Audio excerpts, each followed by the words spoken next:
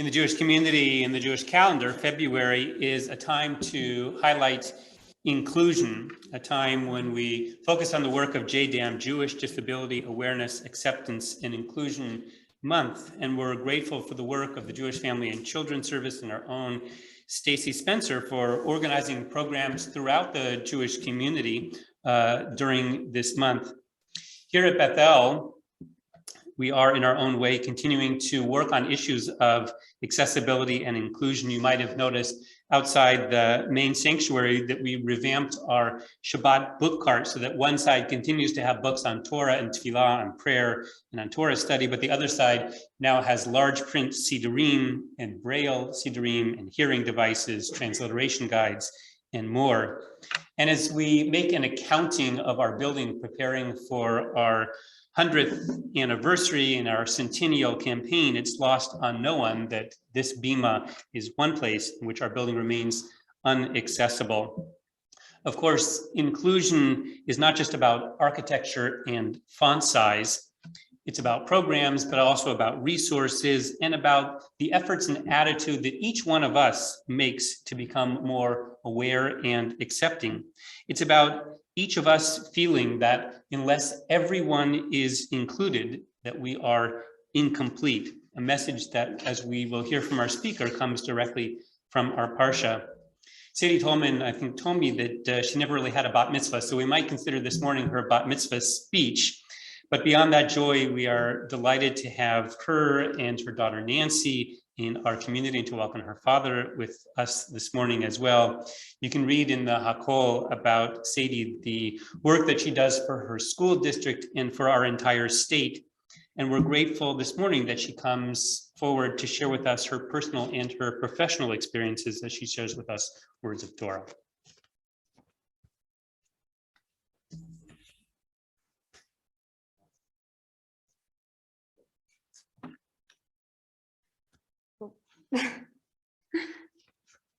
Shabbat Shalom. So my name is Sadie Tollman, and I'm really happy to have the opportunity today to speak with my community about something that's very important to me. So February is Jewish Disability Awareness, Acceptance and Inclusion Month, the mission of which is to unite Jewish communities worldwide to raise awareness and champion the rights of all Jews to be included and to participate in all aspects of the Jewish life like anyone else. Today's Torah Parsha, Parshat Kitasa, is well known, includes many famous aspects of the story of the Israelites. And there are lessons related to inclusion as well.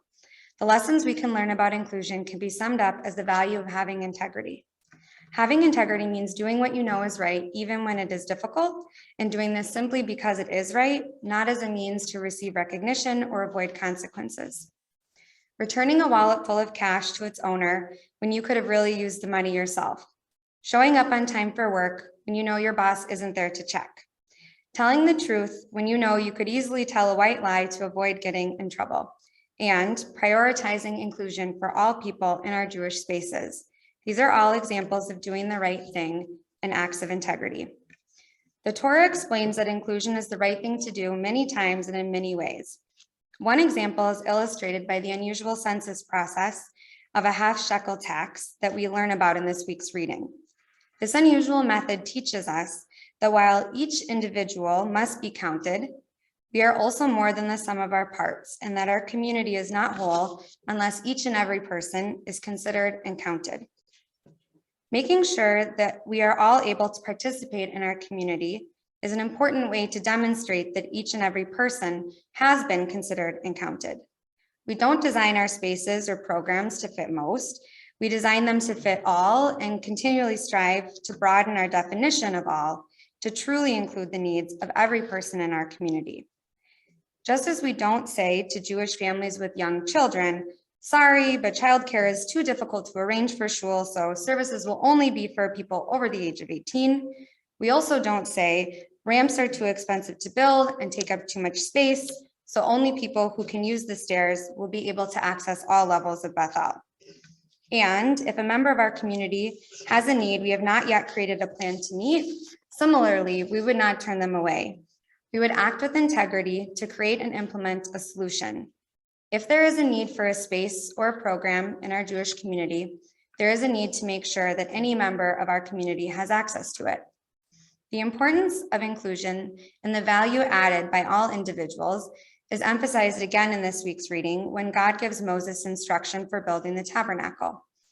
God directs Moses to ask two men to build it together, both Bezalel, who God has given skill, ability, and knowledge of every craft, and Oholiab, who God has given a heart of wisdom.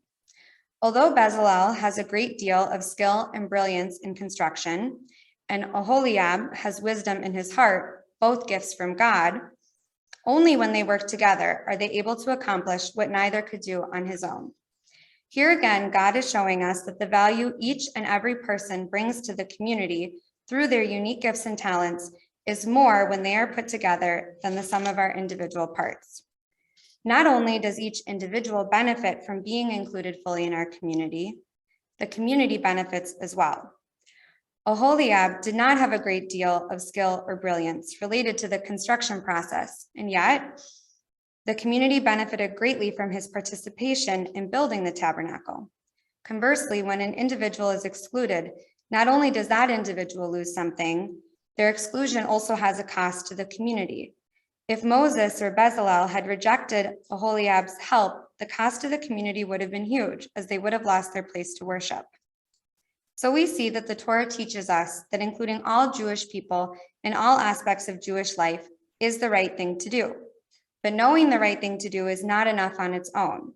To have integrity, we must also actually do the right thing, even when it is difficult. In this week's reading, we also learn about the consequences of knowing the right thing to do, but not doing so. While Moses was with God on Mount Sinai, Aaron and the Israelites created and worshiped a false idol, the golden calf. The Israelites knew that waiting for Moses to return was the right thing to do. And at first, when it was easy, they did wait.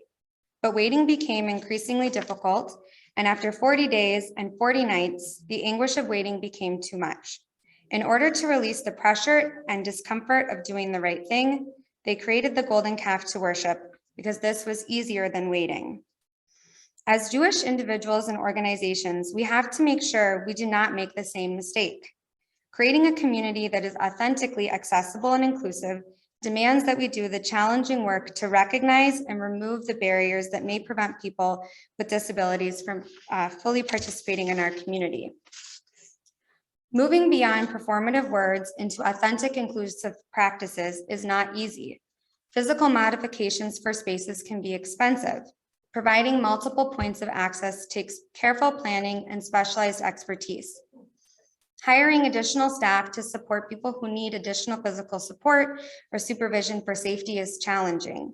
Even realizing that a space or program is not fully accessible is a challenge if we don't have the people at the table with relevant lived experience when decisions are being made.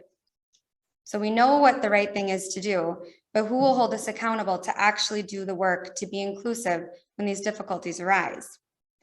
The Americans with Disabilities Act, known as the ADA, is one of the most important pieces of legislation in our country's history, a monumental step forward. The ADA codified that denying access to a person on the basis of their disability is a violation of their rights. But ensuring these protections are upheld is done so at the individual person or situational level. There is no ADA equivalent to the DEA or EPA for people with disabilities to call when they are discriminated against. That is not to say there are no consequences at all for violating the ADA, but the burden of accountability is on the individual person being discriminated against to take legal action in each and every individual instance. Like the Israelites worshiping the golden calf when Moses was not there to hold them accountable to make the right choice, there aren't immediate built-in accountability measures for an individuals or organizations for not addressing barriers to participation for people with disabilities. And so we come back to the underlying value of integrity, because we ourselves must hold ourselves accountable to do what is right, both through personal integrity and through institutional integrity. We as Jewish individuals and as members of our collective Jewish community must do what the Israelites could not as they waited for Moses. We have to withstand the challenges and discomfort along the way to inclusion. We must each and all do what is right because it is right.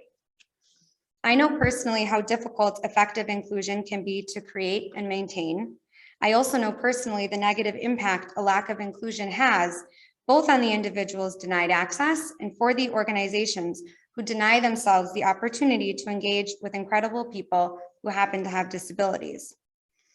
As a special education teacher, there are many times I've had to hold myself accountable to having difficult conversations with my peers or administrators to make sure that my students have the same access to excellent educational opportunities as their typically developing peers. I do not like confrontation, and I know that most people mean well. Upsetting people or making them feel bad makes me feel really uncomfortable. In moments when I realize there is an unintended or seemingly low impact barrier, when it would be easier just to ignore to avoid making waves, I make myself remember the importance of having integrity. I remind myself that it is not enough for me just to know and believe in my students' educational rights to a free and appropriate public education in the least restrictive environment. I must also act with integrity to ensure that my students actually have their rights upheld. As difficult as it is to have these conversations, doing this hard work with my colleagues is one of the most meaningful parts of my work. Just like this week's reading, doing the hard work brings more meaning and value. The first set of tablets was fashioned by God alone. Moses passively received them. The second set will be a joint divine human effort.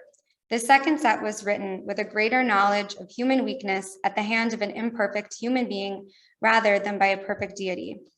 When I move beyond my own discomfort with confrontation, I allow my colleagues to join me in the work, and the results of this almost always are more authentic and engaging educational opportunities for our students. Inclusion is also a huge part of my personal life as well. I have a beautiful daughter, Nancy, who has Down syndrome. She is incredible. She loves making art and listening to music and spending time in all the same spaces as other kids her age. She also needs additional support in order to access the spaces that other kids are just able to access. The additional supports are expensive and are sometimes complicated to coordinate, but this effort is worth it because attending school, Tarbut, and Camp Tico with kids her age brings joy and meaning to her life. Just like every other child her age, she gains so much from being included in her community. And just as important is the value added to Nancy's life participating in her community, Nancy's unique gifts and talents add so much joy and meaning to the lives of her peers and broader community in return. We know that all Jews need to be included and be able to participate in all aspects of the Jewish life like anyone else. Now, we must make sure we continue to complete the second part of our assignment through personal and community integrity, doing this right thing even as we are challenged by the very real logistical, financial, and interpersonal difficulties of doing so. Remembering the joy and meaning that inclusion brings to the individual and our entire community when we get it right. Shabbat Shalom.